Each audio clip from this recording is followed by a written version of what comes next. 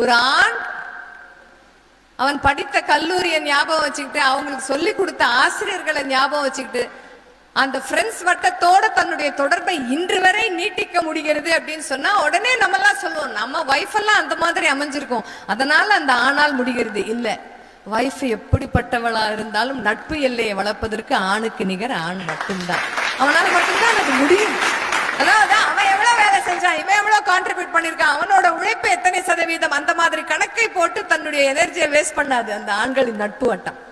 பண்றான் பண்ணல விடுறான், நம்ம பண்றத கரெக்டா பண்ணலாமேடா. அப்ப அந்த ஆண் எப்படி இதை சாத்தியமாக்குகிறான், அவனுக்கு என்ன குணக்கூறுகள் எல்லாம் இதை சாத்தியமாக்குறதுன்னு பார்த்தா நிறைய விஷயங்கள். எதையும் பெருசுபடுத்தும் மனோபாவம் முக்கால்வாசி ஆண்களுக்கு கிடையாது.